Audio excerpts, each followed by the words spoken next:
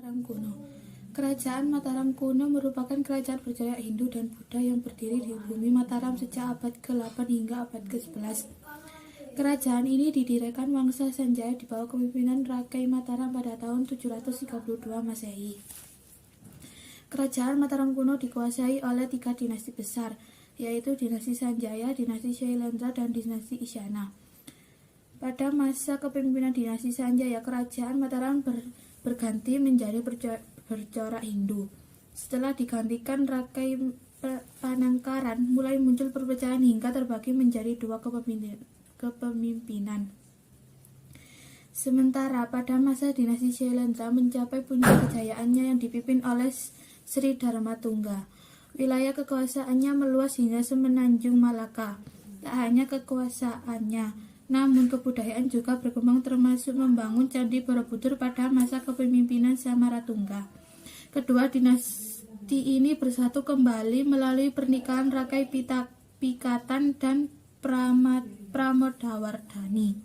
Sementara pada masa pemerintahan dinasti Isyana oleh Empu Sindok, ibu kota kerajaan bergeser ke Jawa Timur. Silsilah kerajaan Mataram kuno yang pertama dipimpin oleh Rakai Mataram Sang Ratu Sanjaya yang berkuasa pada abad 717 sampai 745. Lalu Sri Maharaja Rakai Panangkaran Jalandikana adalah raja kedua yang berkuasa sekitar abad 710-an.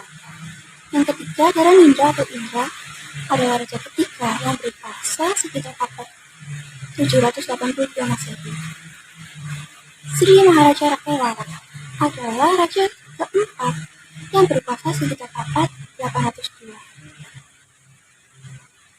Rakai Garung adalah raja kelima yang berkuasa yang pemerintahannya antara abad 828 sampai 847. Sri Maharaja Rakai Pikatan Pimanipur adalah raja keenam yang berkuasa sekitar abad 840-an sampai 856.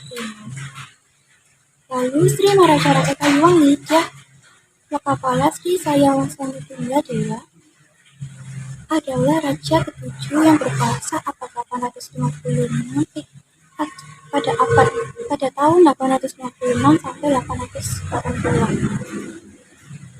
Lalu yang terakhir, Sri Maharaja Rakai Watumala adalah raja ke-8 yang berkuasa sekitar tahun 890-an. Keadaan masyarakat pada masa kerajaan Mataram kuno jauh dari konflik meskipun memiliki 2 dinasti yang berbeda. Ikatan persaudaraan rakyat Mataram kuno sangat kuat dan itu dilihat dari banyaknya candi-candi besar yang dibangun pada masa itu. Untuk kehidupan berpolitik, kerajaan Mataram kuno memiliki sistem birokrasi yang tertata.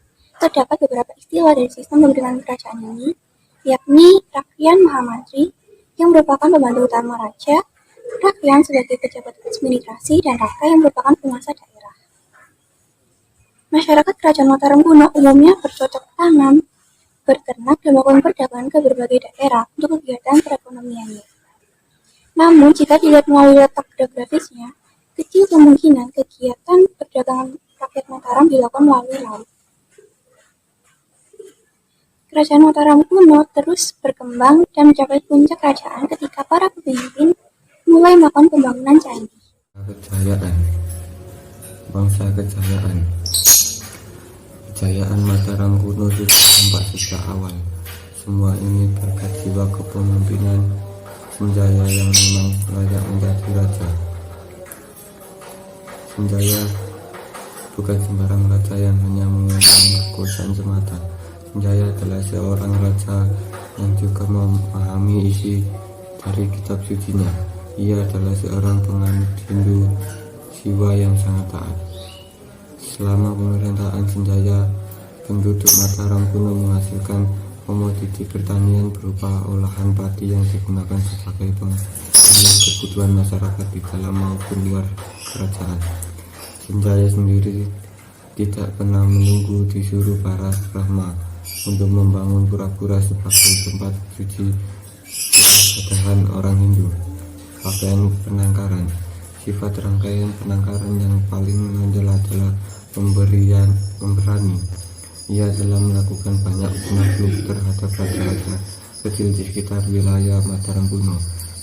Pakaian Penanggaran menggantikan Ratu Sanjaya sebagai penguasa kerajaan Mataram kuno. Di masa pemerintahannya, kaum Hindu bertempat tinggal di Mataram kuno bagian utara, sementara para pemeluk Buddha lebih nyaman menempati wilayah Jawa Tengah sebelah selatan. Perbedaan tempat ini sengaja dilakukan agar kedua agama dapat hidup berdampingan, menjalankan ibadahnya masing-masing dan berinteraksi dengan orang-orang yang sama. Keinginan akan semakin kuat karena seringnya bergaul dengan orang seagama.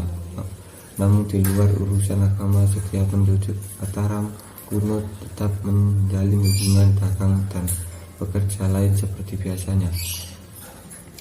Masa keruntuhan Mataram kuno dipicu oleh perseteruan anggota keluarga. Semuanya bermula sejak Samatungga meninggal dunia. Istrinya yang bernama Dwitara memiliki anak, Balaputra Dewa. Balaputra Dewa sebenarnya tidak terima atas kepemimpinan rangkaian Pikatan sebagai Raja Mataram kuno. Balaputra Dewa yang memang tidak berada di posisi kawin nekat menunjukkan sikap perlawanan kepada kepemimpinan rangkaian Pikatan. Pada waktunya nanti Balaputra Dewa malah menjadi raja di kerajaan Sriwijaya. Lewat ketangguhan kerajaan Sriwijaya, Balaputra mencoba membalas sakit hatinya melalui sekutunya di Jawa. Sriwijaya mengakhiri kekuasaan Mataram kuno di tahun 1016 Masehi sebagaimana yang disebutkan prasasti. Kerajaan Mataram telah meninggalkan beberapa peninggalan bersejarah berupa candi dan prasasti diantaranya. 1. Prasasti Kedu. Prasasti Kedu atau monumentasi merupakan peninggalan dari bangsa Sanjaya. 2. Prasasti Kalasan.